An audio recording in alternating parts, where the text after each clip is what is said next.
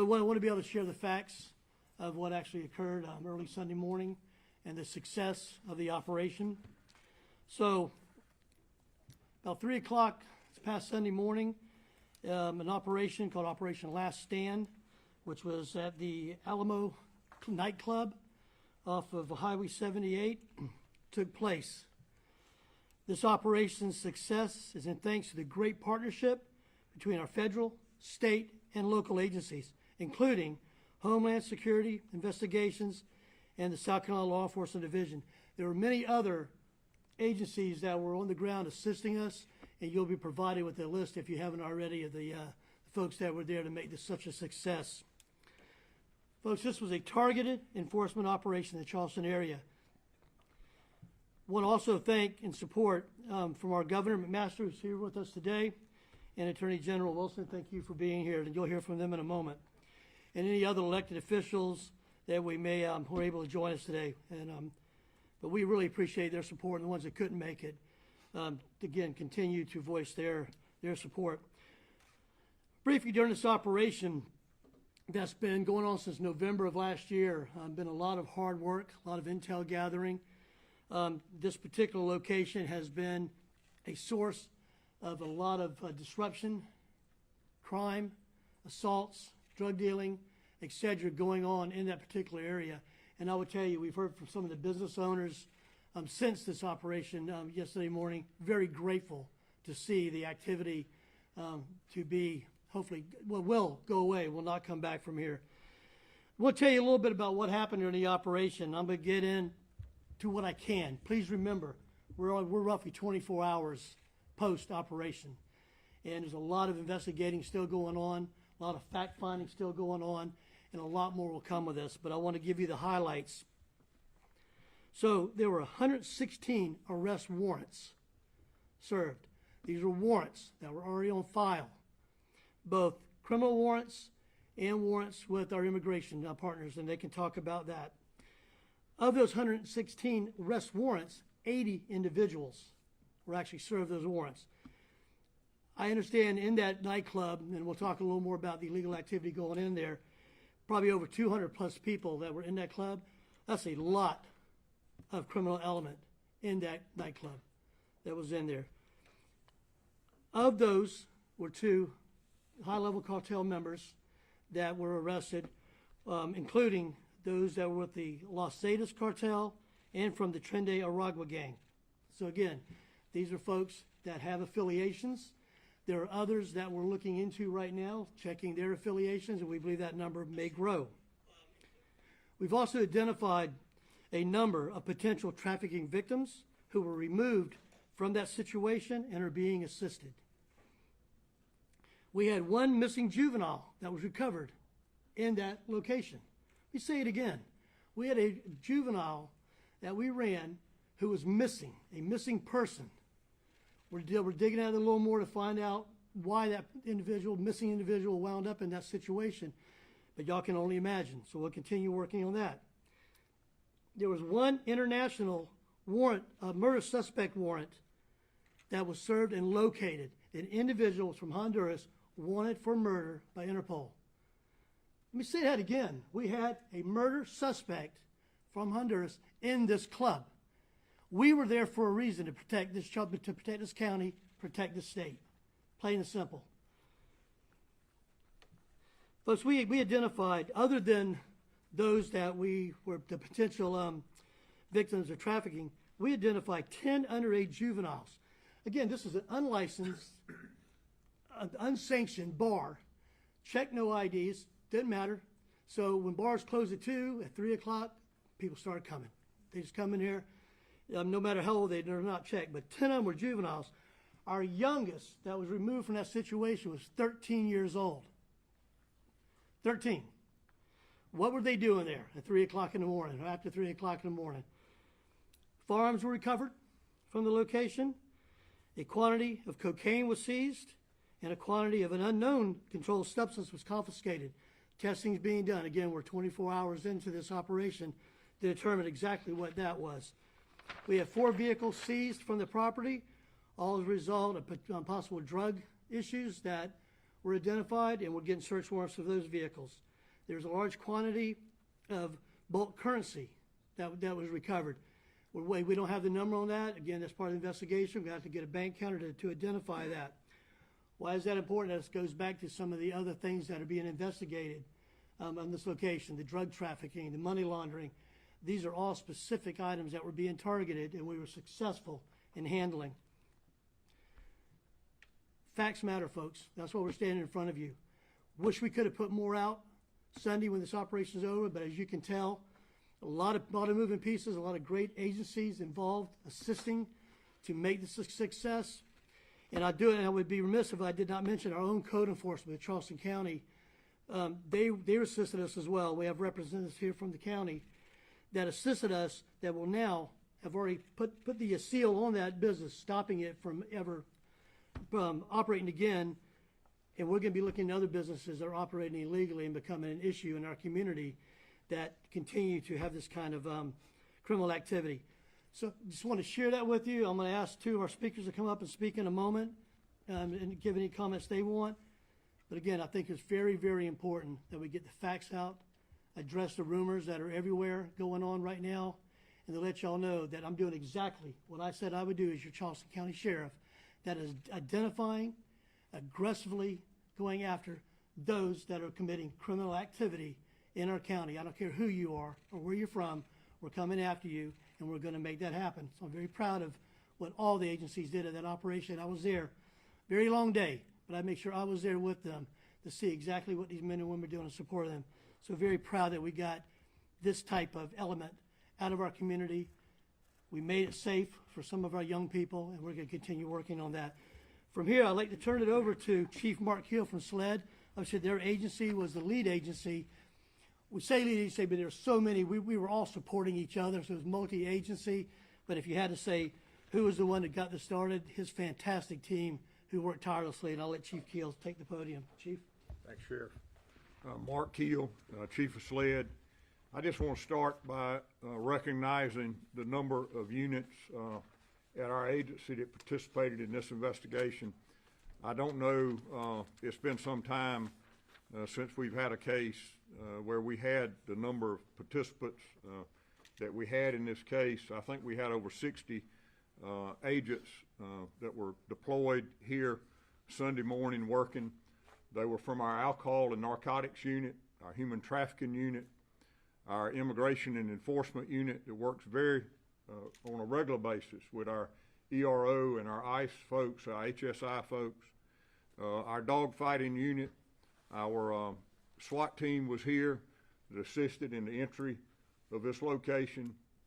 Our aviation unit was here and provided aerial overwatch during the course of it. We had folks here from our fugitive unit, our analysts from our fusion center, our low country agents, and again, it was a large operation. I think one thing that I always say about South Carolina is it is amazing that the law enforcement relationships that we have and the way we get along, both local, state, and federal agencies. We work good together. We collaborate with one another. We don't have egos. We get out and we do the job and try to do everything we can to protect the citizens of our state. We will continue to do that. And there will be more operations like this as we continue to work to bring justice to those who have been victimized and to also bring those to justice that have violated our laws, both state and federal. Again, I want to thank all the agencies that participated. They did a wonderful job on this investigation. It is not over. It continues and will continue until we get to the end of this case. Thank you. Thank you, Chief. I'd like to ask Homeland Security Investigations Special Agent in Charge Morant, sir, if you'll please come up and say a few words. They were key in this operation. Thank you, Sheriff.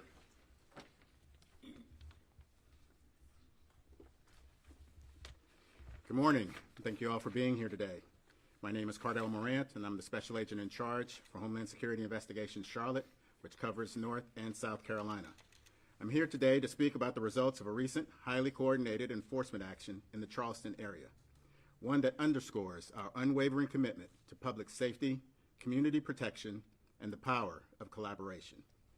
Over the course of this joint operation, Homeland Security Investigations, working side by side with the Charleston County Sheriff's Office, South Carolina Law Enforcement Division, and our federal, state, and local partners, conducted an enforcement operation that led to the administrative arrest of more than 66 individuals who are in the United States illegally. These individuals were encountered during the execution of a search warrant at an unlicensed, illegal nightclub operating in plain view of the community. During this operation, we made 5 criminal arrests.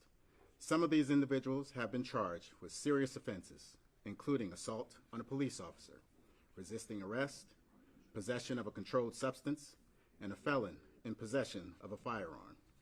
One individual taken into custody is wanted for murder in Honduras and will now face justice after evading it for far too long. Equally concerning, we encountered 7 juveniles at the location. These minors were turned over to the appropriate social services agencies to ensure they are safe and protected from further exploitation. This speaks to the deeply troubling conditions at this location, where criminal activity, illicit substances, and illegal firearms pose a direct threat not just to the neighborhood, but to the most vulnerable among us. This operation was not only about immigration enforcement, it was also about restoring order, removing threats from our streets, and ensuring the safety and well-being of Charleston area residents. It reflects the critical importance of the whole of government approach we continue to take across this region and the country. This investigation is ongoing, and as such, additional details will be limited at this time. I want to take a moment to personally thank Sheriff Carl Ritchie of the Charleston County Sheriff's Office and Chief Mark Keel of the South Carolina Law Enforcement Division for their outstanding leadership and their department's commitment to this mission. Your agencies played a vital role in this operation, and we could not have achieved the success without your professionalism, insight, and dedication. To our federal and state partners, thank you as well. These kinds of results happen when agencies come together with one mission in mind: to safeguard the public and disrupt criminal networks that endanger our communities. To the people of Charleston, I want to reassure you, HSI and our partners are here for you. We're committed to protecting this community, holding criminals accountable, and ensuring that those who violate our laws, whether through violent crime or unlawful presence, are not allowed to continue doing so unchecked.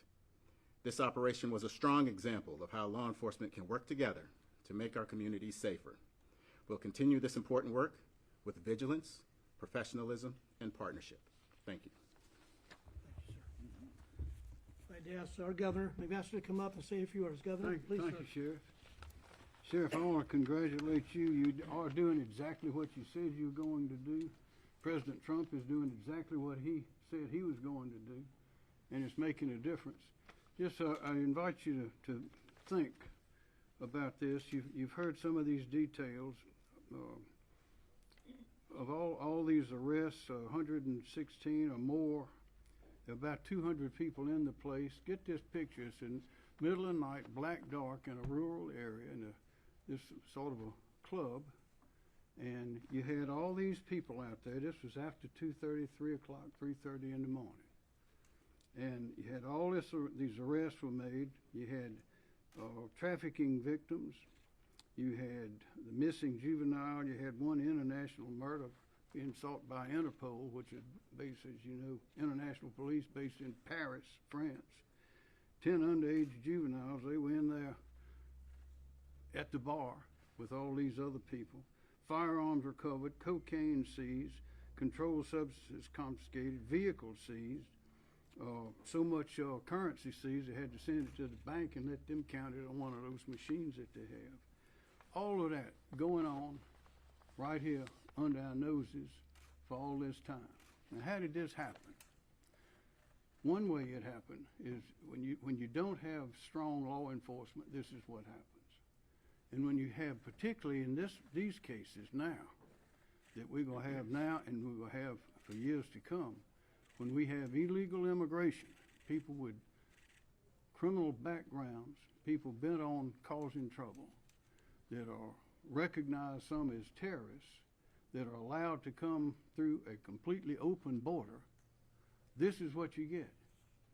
I can't think of a single thing good that would have been going on at this location at this time of night in our county. But this is what we are getting as a result of the lack of enforcement and the non-enforcement of the laws under the Biden administration. We'd get it under any administration, but no administration has done it as poorly as the Biden administration.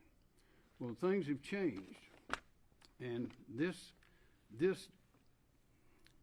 conference today is explaining and presenting to the people not only of this county, not only these cities, but of this country, what happens, what the consequences are when you have that lack of enforcement with open borders, despite the fact that those in charge in the Biden administration were saying repeatedly, the border is closed, the border is closed. Well, you can look at this and you know that's not true. But this is also a good example of what happens when you have a coordinated approach with men and women working together to enforce the laws, and you have a president who is determined to enforce these laws. We're going to be seeing this for a number of years because there are a lot of people in here that are not supposed to be here. And they're making friends and associates with other people who have criminal records. And what these men and women busted up last night is an example of what is going on in other parts of our country and likely in other parts of our state. So we got a lot of work to do.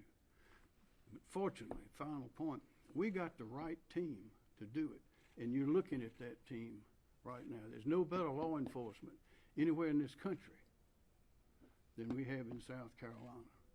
And with a strong president like President Trump doing what he's doing to put the power of the federal government involved as well with the state and local, we're going to make great progress. So I say to all of you, men and women, thank you, congratulations, and to the people of South Carolina, things are going to get better.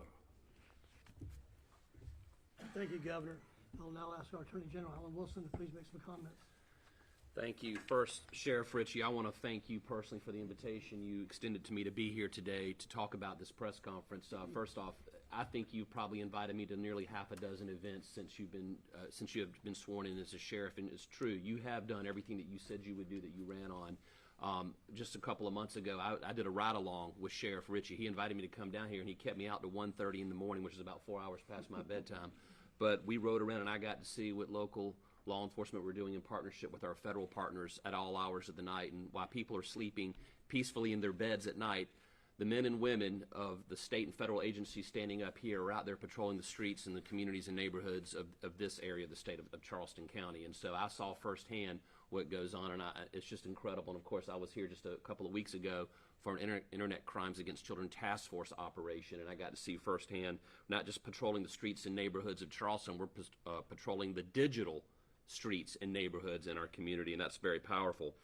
Over the last 9 months, I've had 2 opportunities to go to the southern border. And on my last visit, which is about 10 days, week and a half, 2 weeks ago, I was in the Yuma sector, and I met with ICE and border officials down there, Border Patrol agents rather, and what they told me was this.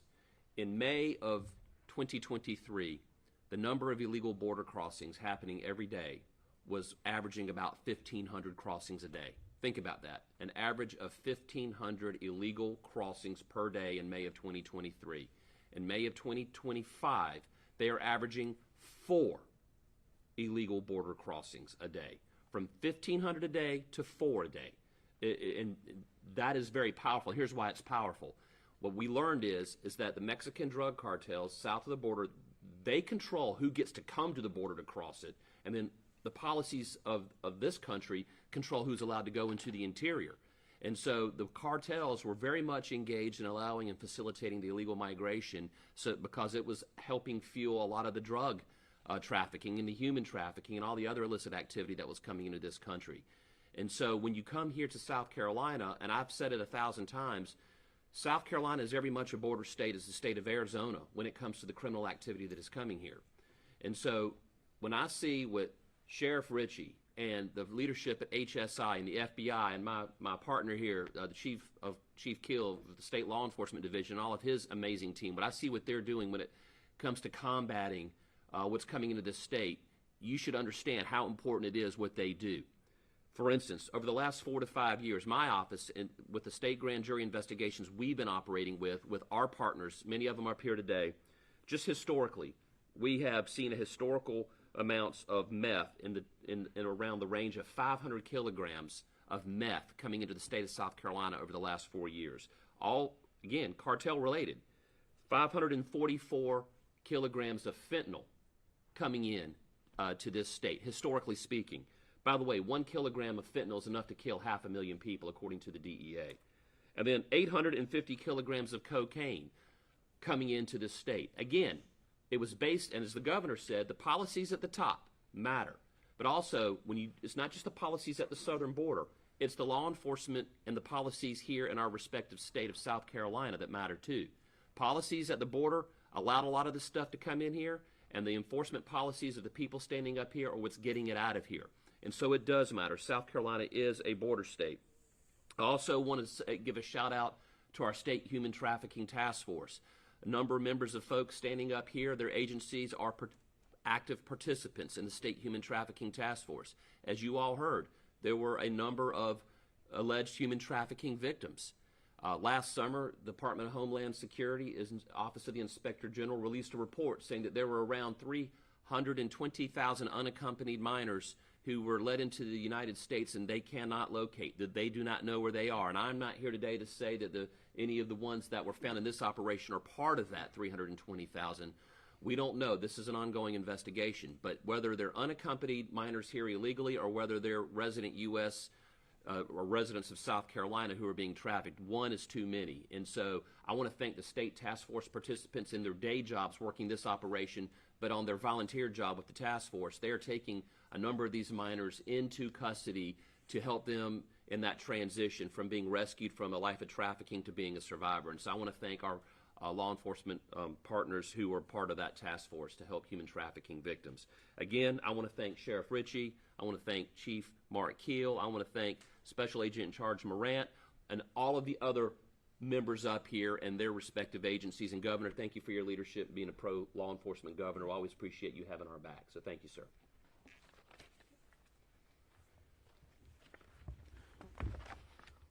Again, thank you. And is there anybody else from any other agencies that want to say something? I didn't think so. Don't blame me. Right now, we're going to take some questions. We're going to open it up. But please keep in mind, when you ask these questions, this is a very fluid, very active investigation. We're roughly 24 hours in. I'm hoping you see the transparency's here. We'll give it to you as soon as we can, when we can. As I said, operational security is still very important as we deal with the issues out here. So happy to take questions in just a minute. And you'll be first, I promise. No. Happy to take questions, and if I'm not the person to answer it, I'll at least defer to whoever's back here that can answer that question. Yes, sir. My question is for Attorney General Wilson. Take a minute to comfort South Carolinians and talk about how these charges are going to stick. These people are going to stay in jail. They're going to be deported. They're going to be in trouble, and these judges aren't going to let them go. So first off, there's a number of charges, both state and federal. I imagine the U.S. Attorney's Office will be involved with the federal partners.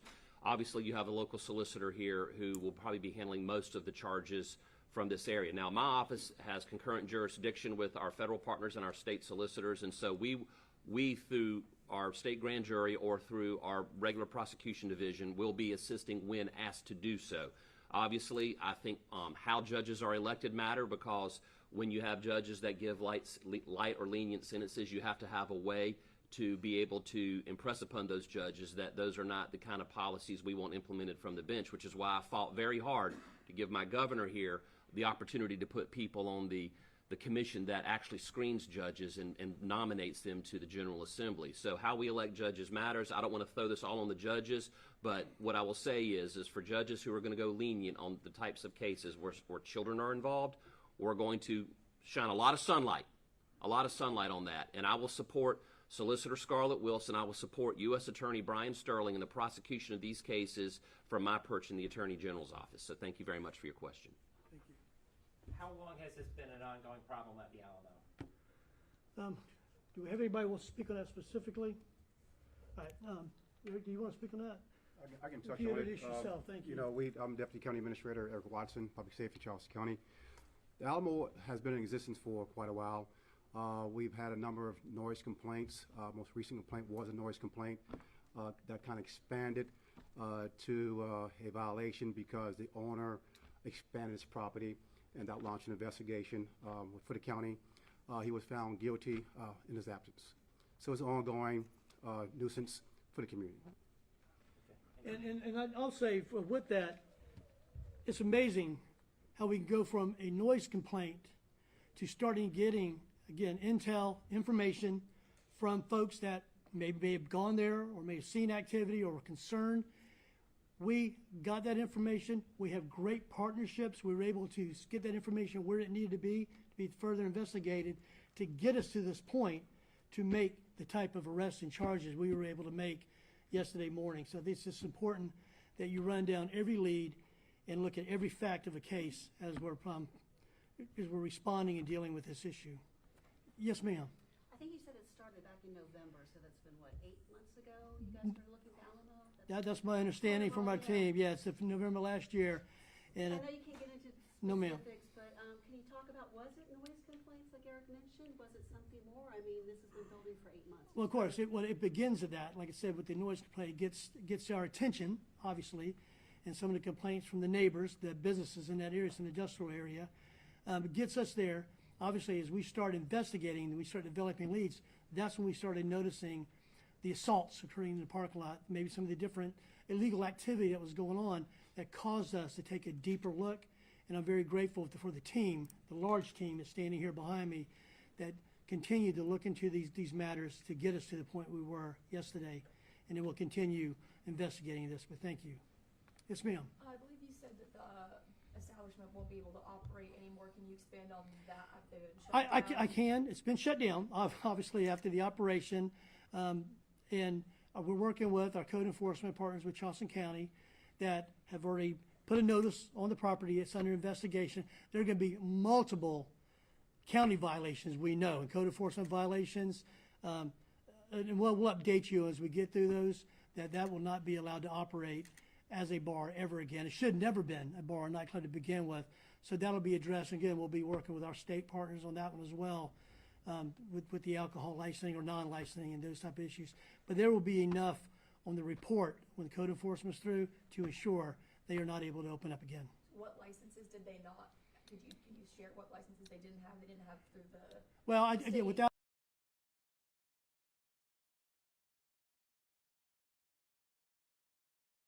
And there's probably questions about business licenses, but that's why DC Watson and his team are looking into this very closely, code enforcement, to identify all those violations. I think there's going to be numerous where it's over with. Can people in the county expect to see more operations of this scale? They can. They absolutely can. And I want to tell anybody who's operating illegally,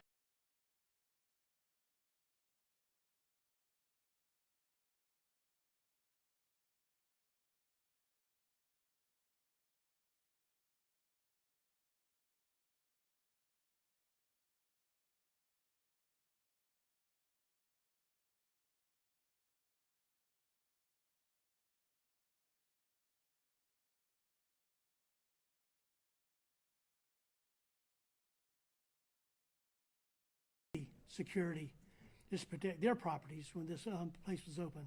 So I think that's what we heard from some of those businesses, made phone calls saying thank you. And we need to see this happening so we could have a little better environment around us. So we will continue looking for those things. Yes, ma'am. Yes, ma'am. Hi, Sheriff. You Hey. said that 80 warrants were served. Can you tell us where those people were taken? Well, no, ma'am, there's 116 warrants with roughly 80 people. And I will defer back to our ICE or HISI folks, if y'all can speak it or not, or your PIO. And some of those warrants were criminal that were housed in our jail and being dealt with here. And I don't know if y'all want to speak on that or not, the others. I can provide further detail after. Let's see. So he'll provide that for you afterwards, the others, for operational reasons. Thank you. Yes, And ma'am. I also saw that SLED was the arresting agency on one person who was booked into the Summerville Cannon Detention Center, who had a number of charges that sound similar to what you've mentioned about alcohol licensing and that type of thing. Is that the owner of the Alamo, or are you going to identify that person? Well, obviously, I'll defer back to SLED on that, and I'll let you speak on that, sir. He is the operator of that establishment, or was. Anyone else? Yes, ma'am. Could you just share a general update on the victims, how they're doing, and what resources they're being given?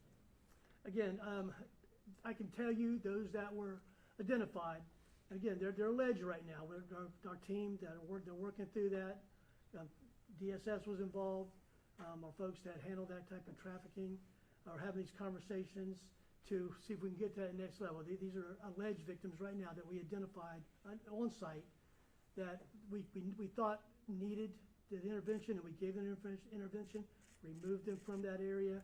They're safe, they're secure, and again, we're 24 hours in this. It's continuing, and we're sure that anyone who is identified as an actual victim of trafficking will continue to get the services they need to make them whole and make them safe. Yes, ma'am. In terms of protecting the community, since this has been happening since November, can you speak on how you're kind of protecting them, or if you took any action before you carried out the operation? Officers responded often to that location, would handle different complaints of the noise, obviously different complaints of the assaults that may have occurred in the parking lot. And like I said, some of the surrounding agencies who had jurisdiction across the street had off-duty security. But let me remind you that we knew that there was going to be more to this investigation. That's why that we would respond to the issues, deal with anything that was an imminent threat to the community to allow us to continue to watch this investigation unroll, to have such a huge success that we did. Thank you. Sheriff, I know you said you Yes, wanted ma'am. to clarify the facts. I've seen on social media some people saying that they were there and that everyone's IDs were checked. Can you talk about what that process looked like, if everybody or if it was targeted to certain individuals in the Sure. establishment? And that again is going to be with our HSI team. Well, again, if y'all want to speak on that, or I don't know, afterwards, come on up. But I can tell you there was a good operation that was going on. I'd love for them to speak on that. The last part of your question again, please. People on social media saying that everybody in the establishment had their IDs checked, or were they just targeted to certain individuals? I'm just curious what that looked like. No, everyone on the premises. It's important to keep in mind that this was a cartel after party. So everyone there had their IDs checked and were processed and either arrested or released. So there was non-citizens and citizens who were arrested? I'm sorry. Yes. Yes. Yes. I know there were, Yes. Yes. for sure. Yes, ma'am. Can you expand on a cartel after party? I'm sorry, that just. Again, I'll let jumped out. It begs that question. So bad guys like to celebrate too. So this was their way to let off some steam, and they were unfortunately doing it right here in the community. So you're understanding that everybody in the establishment was aware of it being a cartel, or were people there? Well, I mean, it wasn't a secret, so I can't really speak to what every individual knew, but the community at large knew that there was nothing good going on at that establishment. One more question, sir. Okay. One more question? Anybody? Yes, sir. Sheriff, would you say, based on the coordination of this, going into this kind of operation with all these agencies, that much of the outcome of this was expected with the number of arrests and warrants to say, but it seems like when you touch on missing juvenile and implications of trafficking, would you characterize that as a surprise? Were there other surprises in this? Sure. Honestly, we weren't surprised. I was surprised that the missing juvenile was found here, and actually quite relieved that we were able to locate and remove a missing juvenile from that situation. We had information, obviously, and it's still being, again, under investigation, that there was trafficking going on. So I hate to say it, but in being in the business as long as I've been in it, nothing surprises me anymore. Disappointing, yes, to know that we had to deal with this situation. But it goes back to these strong partnerships. And by the way, none of us met for the first time yesterday morning. We all know each other. We all work together. And it's all for that common goal of keeping our county safe and keeping those that live, work, play here as safe as possible. So great question, and I wish I could say it was a surprise, but not completely. But it was a nice bonus to get that missing child identified and picked up. And again, identifying as very young people that shouldn't have been at a bar anyway, and getting them to their parents and getting them off the street at that hour. But thank you. So we're going to wrap it up real quick. I'd be remiss if I didn't say this. Ongoing operation. We're continuing the investigation. We're continuing to follow every lead. So I would ask anybody who has any information specifically to the operation yesterday, the Alamo, or any other situation that may need to be reported, to report any crimes, or if you know of any victims or a victim of yourself from this location, we ask you to please call this number, 803-896-7400, and we will absolutely follow up on whatever information you give us and do our part to keep you safe. Yes. Well, sure, I'm getting some good advice here. He's right. Just remember, everybody is presumed innocent until they're convicted in the court of law. So that goes back to what I started earlier, facts matter. So I'm hoping getting this information out, being as transparent as we can, just to know these folks, we had probable cause to make these arrests. That's why they were made. Still have a court system that is still one of the best in the world, that these folks will be going through the court system and being dealt with at that level. So thank you for that, sir. And thank you for all your time. And as these continue, we will continue to update you on this operation. We'll continue to include you on others as we're making our county safe. So thank you again for your time.